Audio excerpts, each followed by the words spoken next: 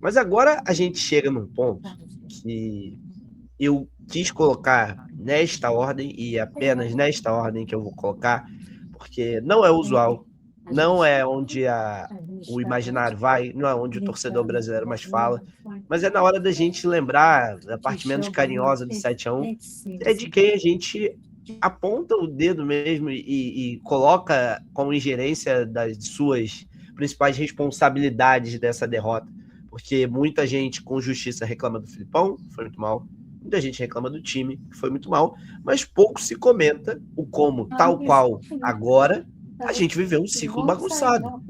Se vocês acompanharam a história que a gente acabou de repassar, o Brasil ele termina a Copa de 2010 sem treinador, chama outro treinador para treinar até o ano seguinte, quando cai fora na Copa América, e por pura nostalgia, chama o Filipão, que estava fazendo um péssimo trabalho no Palmeiras. O Filipão tinha chegado na metade do ano, de 2012, o Filipão estava com o Palmeiras na zona do rebaixamento, aquele Palmeiras que foi rebaixado com o gol do Wagner Love.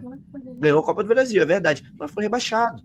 E ele foi o cara chamado por confiança, lobby, tudo mais da própria CBF, que a gente sabe, viveu essa década, foi uma década perdida para a nossa classe dirigente. Assim, nunca foi fluxo e cheiro, tá? Mas a gente está falando aí dos dois nomes que comandaram a CBF nesse ciclo. O Ricardo Teixeira, banido pela FIFA.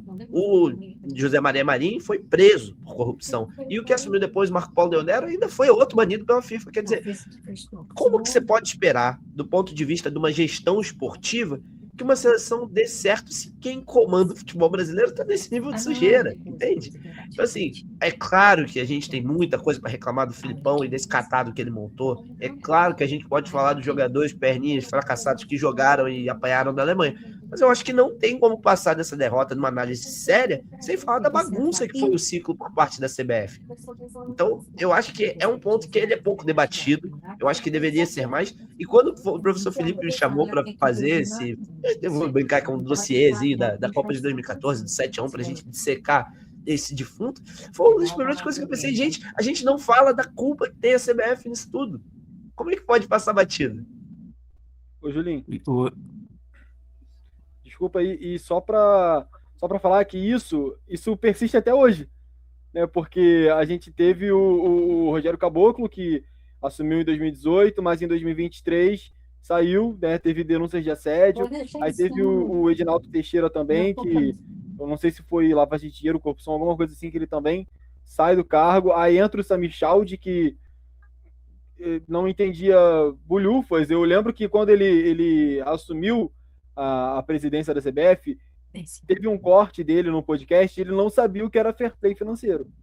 Então parece que a gente fica à mercê a gente fica... É uma parada muito... Assim, do QI, né, do quem indica. Porque o Samir Chaldi, ele era, acho que é da Federação Piauiense de Futebol, que é filho do maior presidente da história da federação também, e ele está na CBF agora. Então, acho que isso persiste até hoje. Esse nosso descaso com a nossa entidade é uma coisa que está durando até hoje, né? Já vem durando há muito tempo e é um problema que está perseguindo a gente até os dias atuais. É Roraima. Ele é de Roraima. Roraima. O Julinho, você sabe, né? Eu já comentei com vocês, acho que o Yuri e o Robson não sabem. A minha tese foi sobre os técnicos da seleção brasileira, né? E o que você traz do Filipão é excelente, porque é o ponto mais fácil de você colocar a culpa. Porque você troca aquilo e a estrutura permanece a mesma. A culpa recai sobre ele, do 7-1. As capas dos jornais são todas, né?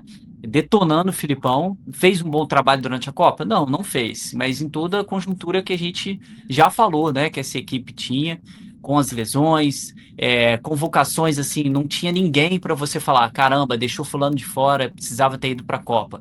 Em 2014 não tinha, foi uma convocação quase que unânime, uma coisa muito difícil da gente observar na própria trajetória da história da seleção brasileira ao longo das Copas. E no final recaiu sobre ele. Por quê? é um grande escudo.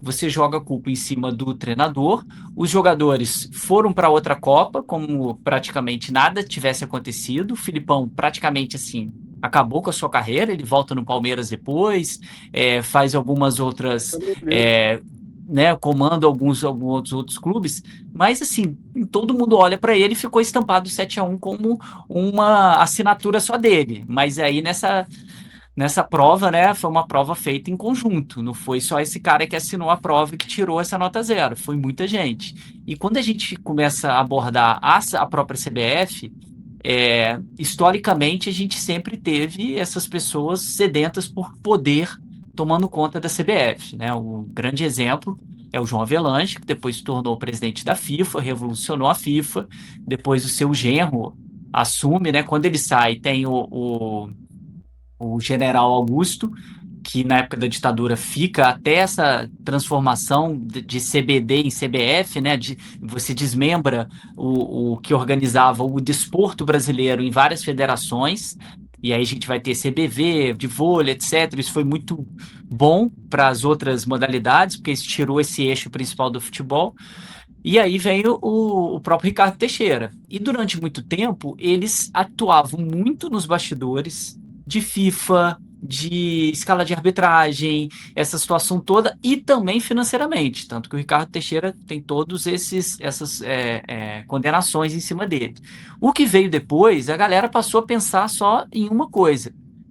Depois do contrato que a CBF fez com a Nike em 1996, assim que o Brasil é tetracampeão, é um dos maiores contratos de patrocínio esportivo da história do esporte mundial. Na época, a CBF recebeu 400 milhões para a Nike ser a sua patrocinadora oficial. Eu me recordo na época, as reportagens, a linha amarela estava sendo inaugurada nessa época. Era o preço de uma linha amarela. Olha o tamanho de uma obra que a gente teve, uma intervenção pública na cidade do Rio de Janeiro, gigantesca, e era o preço disso para você entregar para uma entidade e falar assim, vai, toma conta do futebol. É um dinheiro absurdo, gente. 400 milhões já é uma grana monstruosa. Hoje, em 96, uma mansão você comprava por 100 mil, 150 mil, 200 mil, 300 mil reais. Esses caras, depois de 94, eles viram o tamanho da mina de ouro que eles tinham e eles pararam de pensar até na questão do futebol. Porque o João Avelange dizia, eu não conheço nada de futebol, mas ele tinha uma pressão nos bastidores, não no sentido de pedir para roubar para a seleção brasileira, mas um cuidado de que, olha, eu estou aqui, mas o que me dá esse status de grande líder e o que me dá esse retorno de poder político é a seleção vencer. Então eles queriam que o time vencesse. Essa galera que entra depois de 2002, que o Julinho colocou aqui, eles estão pensando só no dinheiro da CBF, nessa mina de ouro que não para de brotar. O que a CBF conseguiu de patrocinador só para fazer aquela papagaiada do anúncio da convocação, que foi ridículo, não tinha a menor necessidade de fazer aquilo, é muita grana. Então esses caras pararam de pensar realmente, eu preciso ter um time vencedor, fala assim, dane-se, eu vou fazer aqui o que eu preciso fazer para manter meu poder político. E aí é um eixo da estrutura que é mais difícil da gente mexer, pessoal. Jogador, vai ter jogador, sempre vai ter jogador bom no Brasil. A gente pode, ou algum clube pega e começa a formar várias joias, vários jogadores, muda a sua formação, começa a tentar uma estrutura tática e só uma identidade de jogar futebol que o clube começa a construir, que a seleção pode puxar para si, que é o caso do Barcelona, né, na Espanha. Treinador, você pode colocar qualquer um. Agora, essa estrutura da CBF, ela existe desde 1914 com a CBD. E é sempre a mesma estrutura, pessoas da elite nacional, com poderio político e financeiro muito grande, que vão se entranhando no meio do futebol para fazer isso que a gente está vendo. A AFA também tem isso e a Argentina ganha. Ok, a gente vai ficar no acaso para sempre? Apostando no acaso e apostando em ter um Messi para fazer o que fez pela Argentina? Senão a Argentina ia estar desde 86 sem ganhar uma Copa. Ia estar completando 40 anos agora. A gente vai ficar realmente pensando nisso? E o que a gente pode fazer para mexer nessa estrutura que é montada e bancada por 27 federações, por essas pessoas que vocês mencionaram agora, que saem dessas federações sem nenhuma história, sem nenhum conhecimento do futebol, pode conhecer de bater um papo no boteco, mas efetivo, de formação de jogadores, de estrutura tática, não tem. Essas pessoas vão continuar mandando. E aí, quem que elas vão escolher como técnico? Pessoas como Ancelotti, um puta de um escudo. Põe esse cara, campeão de tudo que já fez, a gente vai ter um ciclo tranquilo colocando esse cara.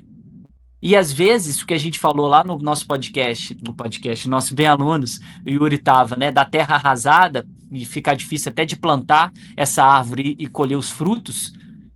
O Ancelotti, com todos os erros que ele teve nessa Copa, ele mencionou no dia da derrota. A gente perdeu o meio-campo, mas eu não tinha meio-campo para fazer o controle do jogo.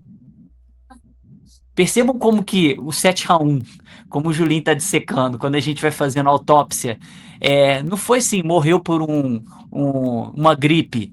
O negócio lá dentro, quando abre, estava muito pior do que uma gripe. A gripe foi assim, aquele micro detalhe. Foi esse apagão que a gente está mencionando aqui, de sair um gol atrás do outro e falar, meu Deus, o que está acontecendo? Quando você vai fazendo autópsia, você vê, cara, tá tudo podre por dentro. Tá tudo horroroso. Como é que a gente ainda consegue formar jogadores? Porque o brasileiro ainda é apaixonado de futebol, tem muito jogador de futebol bom em vários locais, a gente consegue formar um time minimamente competitivo, que tá fracassando em várias Copas por tudo que a gente já falou. Mas esse ponto do Julinho, que ele trouxe aqui, que vocês em casa estão observando, das personagens, o primeiro lugar é isso. Trocam-se os nomes e continua a mesma condução horrorosa da organização do futebol brasileiro. É até bom, Pipo, você ter usado essa analogia dos frutos que estão escassando. A nossa árvore tem raiz podre, gente. Não é de hoje. Você tá vendo aí, Ricardo Teixeira ficou de 89 até 2012 no comando da seleção. Um período de muito sucesso, é claro, mas o que eu gostaria de trazer como questionamento é o que ficou para essa continuidade pós-seleção e se realmente é um acaso esse período pós-era Ricardo Teixeira ser o período de maior ostracismo da nossa seleção. Então, antes da gente vir e apontar o dedo na cara do jogador que perde o gol, do goleiro que aceita um frango, então piu-piu, o 7-1 dos bastidores a gente está vivendo todos os dias. E não é de hoje. Não é desde 2014. É de muito tempo. Então eu acho que cabe a gente questionar sim. Cabe falar, óbvio, a escolha pelo Filipão é muito mais por nome do que por qualquer outra coisa, do que ele já apresentava na carreira dele naquela época. Já era um treinador consagrado, mas não estava mais no melhor momento. Os jogadores, da mesma forma, vou dizer que foram vítimas da situação também, mas num nível abaixo do que a gente espera por uma seleção brasileira em Copa do Mundo. Não à toa foram defenestrados, dilacerados aí pela Alemanha em casa.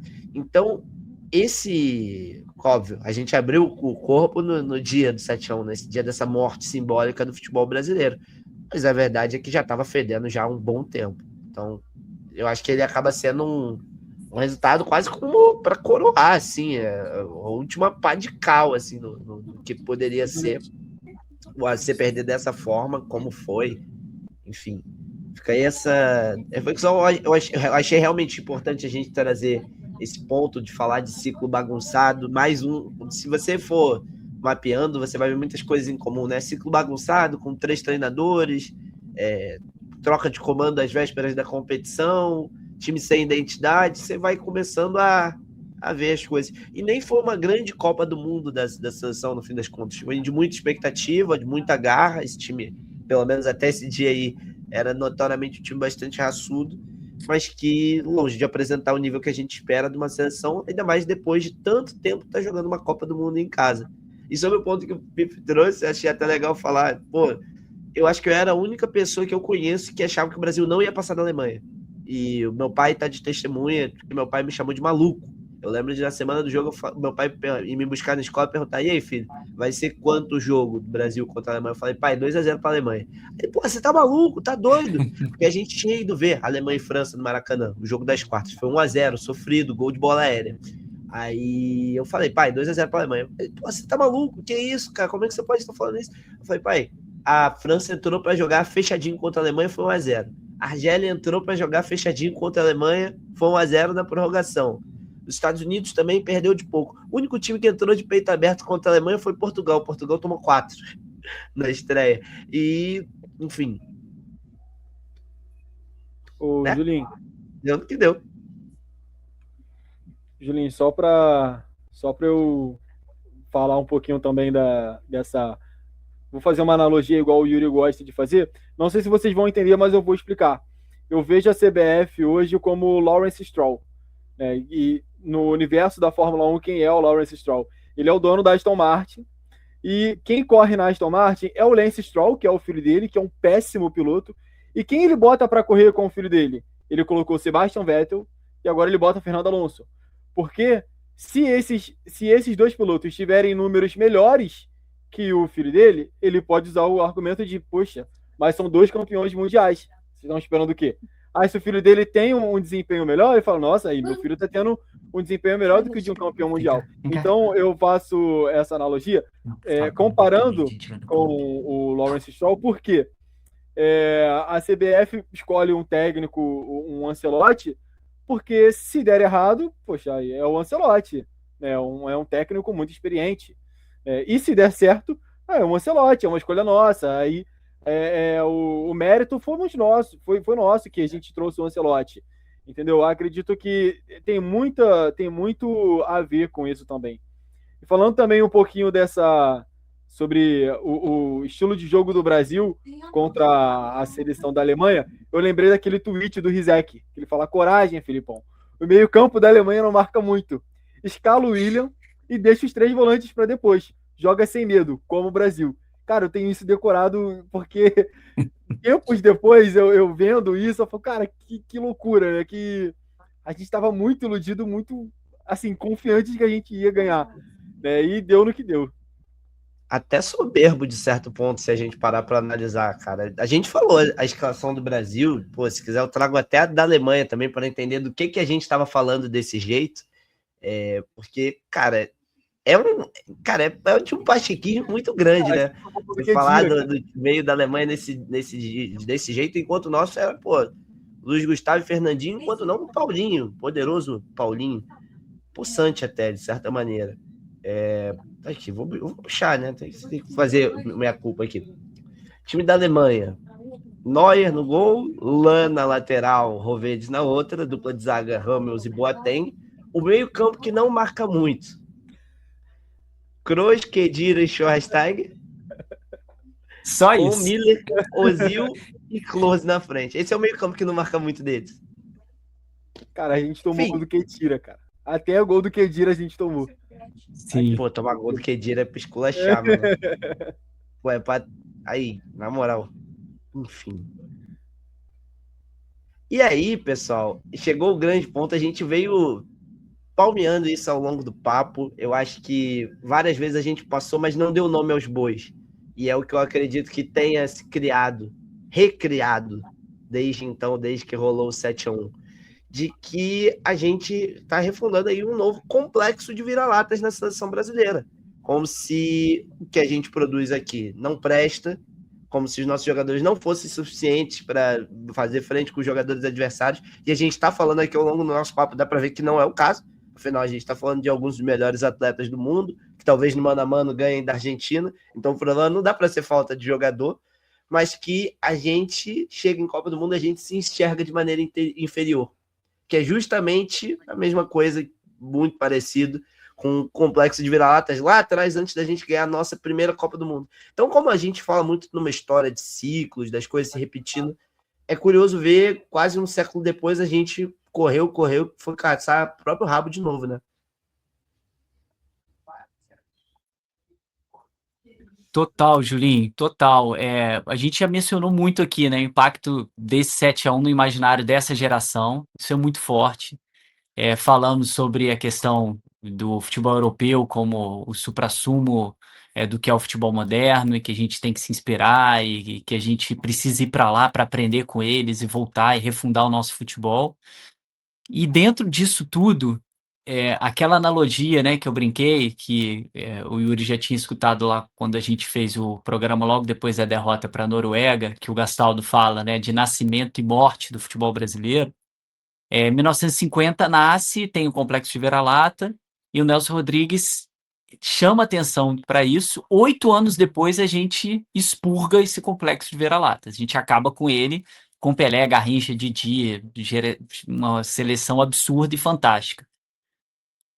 E agora, quando é que a gente... primeiro, nós temos alguém com peso de Nelson Rodrigues para falar algo desse tipo e ser absorvido pela sociedade brasileira quase como uma unanimidade? Não temos. A rede social pulveriza isso. Nós vamos ter a polarização, cada um ainda defendendo que o Neymar tem que ir para mais uma Copa, outros defendendo. A gente não tem isso mais para construir um consenso. O que ele fazia na época, como cronista esportivo, com o papel que ele tinha, ao lado do seu irmão Mário Filho, era elaborar consensos sociais sobre o que era a seleção. Claro que tinha gente que não concordava, óbvio, mas tinha ali, vamos pensar, mais de metade da população concordando, um pouco mais da metade. Não era essa briga que a gente vê hoje nas redes. 2014 é esse fechamento que o Gastaldo vai falar, da morte, porque, cara, e agora? A gente entendeu através da derrota, curamos nossos complexos com 58, 62, aí pum, foi tricampeão do mundo, levou o Júlio Cimê para casa, fizemos seleção sensacional como 82, ganhamos 94, ganhamos 2002, e aí chega o momento da gente revisitar 1950, acontece o 7-1. E aí a gente tem mais um fantasma, mais um detalhe que não são pequenos detalhes, é um detalhe gigantesco que sempre vem à mente, não só do torcedor brasileiro, mas principalmente dessa geração que, como o Robson comentou, é a geração que tinha 10, 11 anos durante essa Copa. Que claro que ficou marcado, claro que lembra de tudo isso que aconteceu. Quanto tempo a gente vai demorar para curar esse complexo? Quem será o Nelson Rodrigues da vez para indicar esse complexo e a sociedade inteira entender que a gente tem que romper de vez com esse 7-1 e fazer quase que tudo que a gente mencionou aqui no programa, né? Desde o início, desde quando vocês estavam comentando lá, quando a gente começou a tocar nesse tema 7-1.